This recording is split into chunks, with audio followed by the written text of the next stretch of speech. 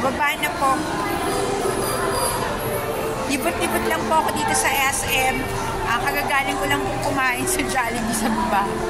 Siyempre, mag-enjoy din ng konti dahil napagod na nalamunan ko. Kaka-explain ko dun sa vaccine injury compensation.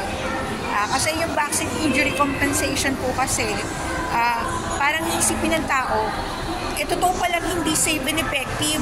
Kasi meron na sila nakahandang compensation eh. Diba? Parang kabayaran na rin to sa buhay ko. Pero parang minsan nakakakonsensya magbigay ng ganun, di ba? I-a-apport mo vaccine compensation, injury compensation, di ba? Ibig sabihin, may tendency talaga magkasakit yung bibigyan mo, di ba? Kaya parang iba natetreat din, di ba? Tapos tatanungin nila, ma'am, ano po bang vaccine po talaga yung kinukonsidera? Sabi, yung Pfizer tsaka AstraZeneca, di ba, natalo sa kaso yun.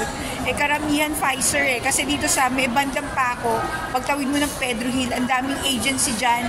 So maraming mga OFW dyan. Kasi yung iba nagpabakuna ng Pfizer. Na parang iba natetreat abutin.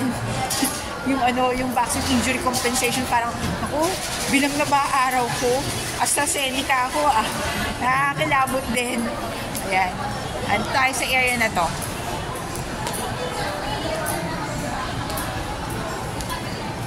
Okay din yung halo-halo dito sa Inasal eh. Mas cheaper kesa dun sa Chowking.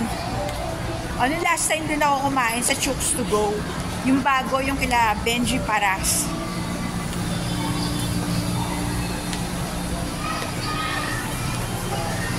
Pero pababa na po ako.